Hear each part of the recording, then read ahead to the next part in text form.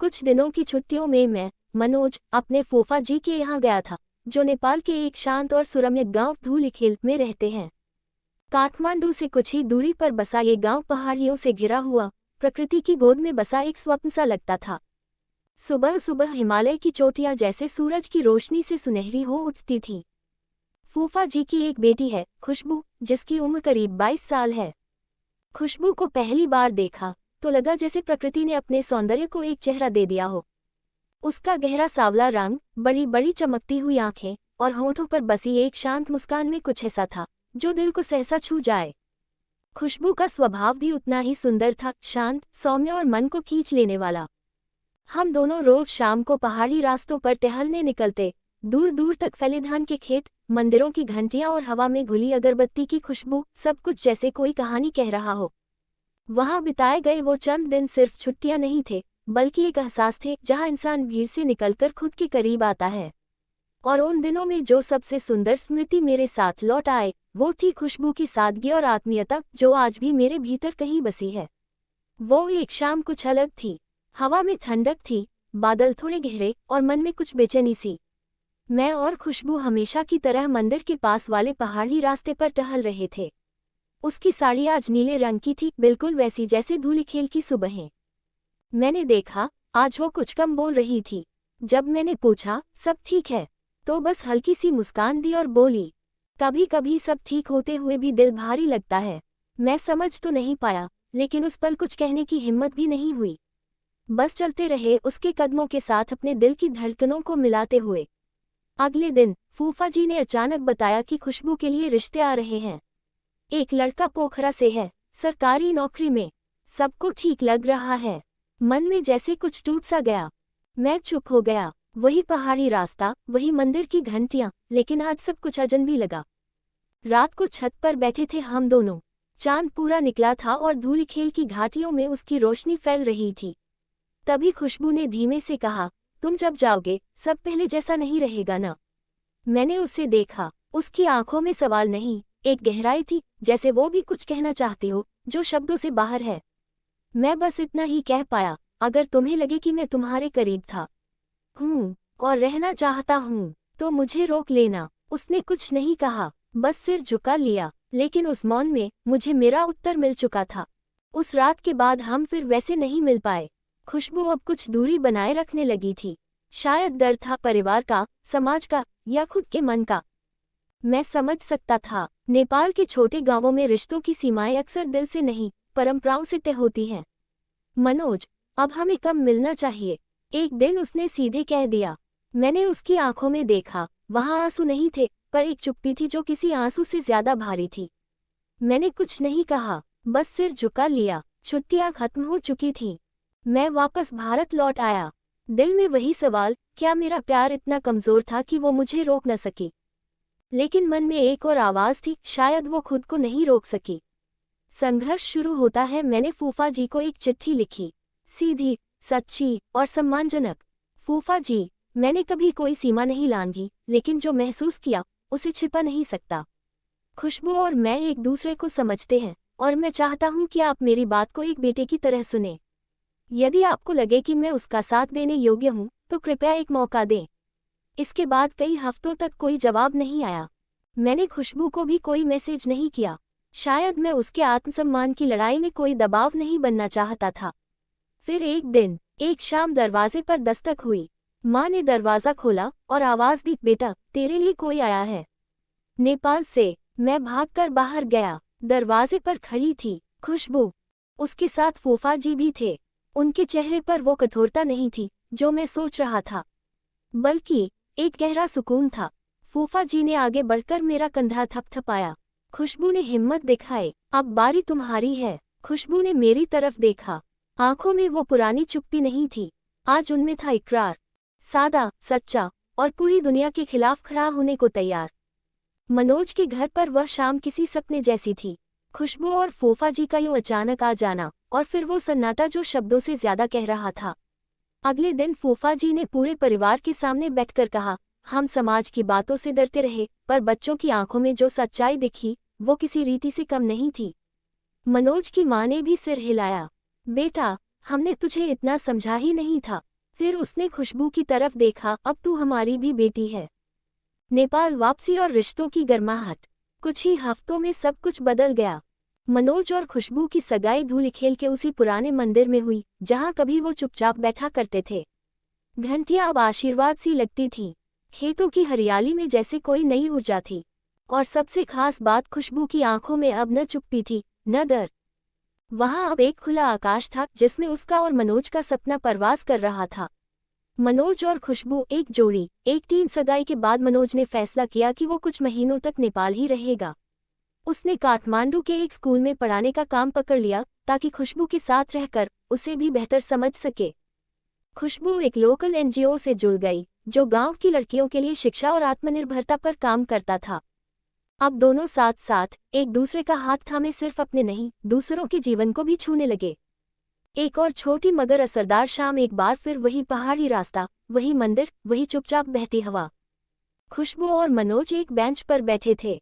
पता है, खुशबू ने कहा, अगर मैं डरकर चुप रहती तो शायद हम अब भी दो अजनबी होते। मनोज ने उसकी उंगली थामी और मुस्कुराया, और अगर मैं हार मान लेता तो तुम अकेली होती। चुप्पी फिर आई, लेकिन इस बार वो चुप्पी पूरी हो चुकी थी। अक्टूबर का आखिरी सप्ताह, धूलिखेल की पहाड़ियों पर हल्की हल्की धूप, खेतों में कटाई की तैयारी, और हर घर में एक अजीब सी हलचल थी।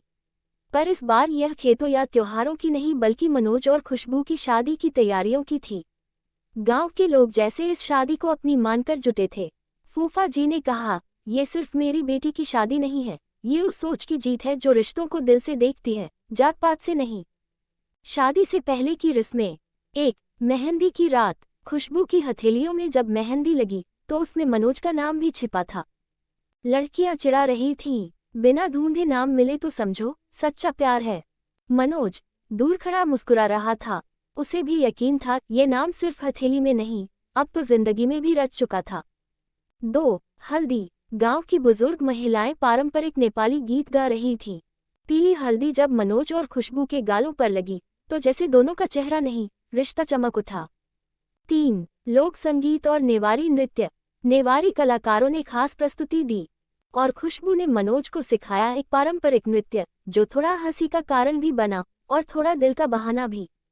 विवाह का दिन, धूलिखेल के पुरातन मंदिर में, जहां कभी घंटियों के बीच मनोज और खुशबू चुपचाप बैठे थे, अब वही मंदिर सजा था फूलों से। पीठ पर लदे गेंदा, बेलपत्र, बांसुरी की धुनें और रंगीन छाते। मनोज नेपाली टोपी पहने, सफेद कुर्ता दौरा सुरवाल में, बिल्कुल अपने जैसे नहीं, पर दिल से यही का लग रहा था। खुशबू लाल और सुनहरे रंग की पारंपरिक गुंथन चोली में, जिसे देख हर कोई कुछ पल के लिए रुक गया। पंडित ने पूछा, क्या तुम दोनों एक दूसरे को मन, कर्म और वचन से जीवन साथी स्वीकार करते हो? दोनों ने एक साथ सिर हिलाया, धीमा पर दृढ़। विवाह की अंतिम पंक्तियां।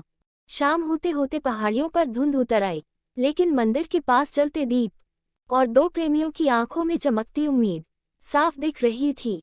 मनोज ने धीमे से कहा, अब धूलिखेल सिर्फ एक जगह नहीं, ये मेरा घर है, क्योंकि तुम यहाँ हो। खुशबू ने उसका हाथ थामा, और तुम जहाँ हो वही मेरा संसार है। शादी के अगले दिन की सुबह, पहाड़ों पर चढ़ती हल्की धूप, मंदिर की घंटियां और दूर से आती मोर की आवाज। खुशबू बालकनी में बैठी चाय बना रही थी। साड़ी के पल्लू में हल्की सिंदूर की रेखा थी। मनोज ने पहली बार उसे उस रूप में देखा, जो अब सिर्फ उसकी नहीं, बल्कि उसकी जिंदगी की परिभाषा बन गई थी। मनोज ने धीमे से कहा, कल जो हुआ वो सपना लग रहा है। खुशबू मुस्कुराए, और अब हर सुबह उसी सपने को जीने की बारी है। नई शुरुआत, गांव में रहना या शहर लौटना। शादी के बाद एक सवाल सामने था, क्या मनोज वापस भारत जाए या यहीं नेपाल में रहकर कुछ नया शुरू करें? खुशबू बोली, अगर हम यही कुछ ऐसा करें जो इस गांव के बच्चों के लिए उम्मीद बने। मनोज ने गंभीरता से सोचा। दोनों ने फैसला लिया, गांव में एक छोटा सा स्कूल शुरू करेंगे। ज्ञानदीप, बच्चों के लिए एक स्कूल। गांव के एक पुराने गोदाम को साफ करके कुछ दोस्तों की मदद से रंग रोगन हुआ। नाम रखा गया ज्ञानदीप प्राथमिक विद्यालय, जहां सिर्फ किताबें नहीं, सपने पढ़ाए जाते थे। खुशबू ने वहां की लड़कियों के लिए एक विशेष कार्यक्रम शुरू किया, उड़ान, जहां वो उन्हें पढ़ाती, आत्मनिर्भर बनना सिखाती और आत्मसम्मान का मतलब समझाती। मनोज हर सुबह बच्चों को विज्ञान की कहानियां सुनाता। एक बच्चा पूछ बैठा, गुरुजी, आप खुशबू दीदी से शादी क्यों किए? मनोज हंस पड़ा, क्योंकि वो मुझे खुद से भी बेहतर जानती थी। कुछ संघर्ष भी थे। शुरुआत में गांव के कुछ बड़े बुजुर्गों को बदलाव से असहजता हुई। लड़कियां पढ़ेंगी तो घर कौन संभालेगा? मनोज बाबू का स्कूल शहर वाला तरीका लाएगा।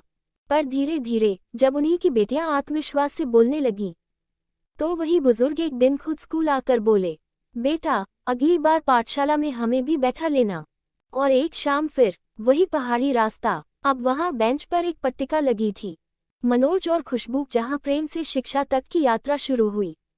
मनोज ने पूछा, तुम्हें कभी लगा कि हमने बहुत बड़ा निर्णय ले लिया? खुशबू ने मुस्कुराकर कहा, नहीं, हमने सिर्फ वो किया जो दिल ने कहा। और जब दिल सच्चा हो तो राह खुद ब खुद बनती जाती है। धूलिखेल की शामें, अंतिम अध्याय, प्रेम की अंतिम छाँव। शाम का वो नाजुक पल था जब सूरज धीरे धीरे हिमालय की चोटियों के पीछे छिप रहा था। मनोज और खुशबू स्कूल के बाहर अपने उस खास बेंच पर बैठे थे जहां उनकी कहानी ने शुरुआत की थी। हवा में ठंडी मिठास थी और आसमान गुलाबी रंग से रंगा हुआ। मनोज ने खुशबू का हाथ थामा, अपनी उंगलियों से उसके हाथ के नाजुक रेखाओं को महसूस करते हुए कहा, खुशबू, जब से तुम मेरी जिंदगी में आए हो, हर दिन एक नई सुबह लेकर आती है। यहाँ इन पहाड़ों के बीच तुम्हारे साथ हर पल अमूल्य है। खुशबू ने धीरे मुस्कुराते हुए अपनी आंखें मनोज की आंखों में डाली। मनोज, तुम्हारे साथ मैं सिर्फ जीवन नहीं बल्कि हर एक सपना जीना चाहती हूँ। तुम्हारे साथ हर लड़ाई में, हर खुशी में, हर संघर्ष में। मनोज ने झुककर उसके माथे पर एक हल्की सी चुंबन दी। तो क्या तुम मेरी जिंदगी की सबसे खूबसूरत शुरुआत बनोगी?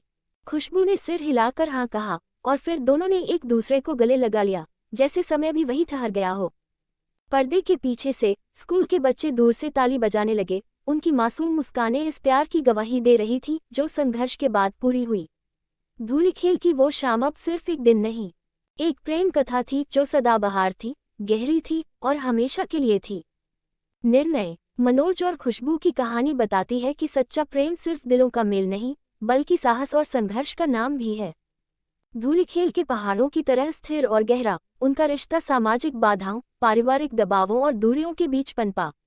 उनकी शादी ने न सिर्फ दो इंसानों को जोड़ा बल्कि एक नई सोच और विश्वास की नींव डाली। उनका साथ उस छोटे से गांव में शिक्षा, सम्मान और स्वतंत्रता की एक नई किरण लेकर आया। और अंत में प्रेम ने हर कठिनाई को पार कर एक अमर गीत बनकर जमीन और आसमान के बीच अपनी छाप छोड़ी। सारांश। मनोज छुट्टियों में नेपाल के धूलिखेल गांव अपने फूफा जी के पास आता है, जहां उसकी मुलाकात खुशबू से होती है। खुशबू की सादगी और आत्मीयता मनोज के दिल को छू जाती है। पर जब खुशबू के लिए रिश्ता आ जाता है तो दोनों के बीच दूरी बढ़ जाती है। मनोज अपने प्यार की बात परिवार के सामने रखता है, संघर्ष होता है, लेकिन खुशबू की हिम्मत और फूफा जी के बदलाव से वे एक साथ हो जाते हैं। उनकी शादी धूलिखेल की लोक परंपराओं के बीच होती है और वे नेपाल में ही एक स्कूल खोलकर बच्चों के लिए शिक्षा का प्रकाश बनते हैं। अंत में उनका प्रेम एक स्थायी गठजोड़ बनकर गांव में उम्मीद की किरण बन जाता है। अगर आपको ये कहानी पसंद आई हो तो कृपया लाइक, शेयर, कमेंट और सब्सक्राइब जरूर करें। आपके समर्थन से ही ऐसी और भावुक और प्रेरणादायक कहानियां बनती रहेंगी। धन्यवाद।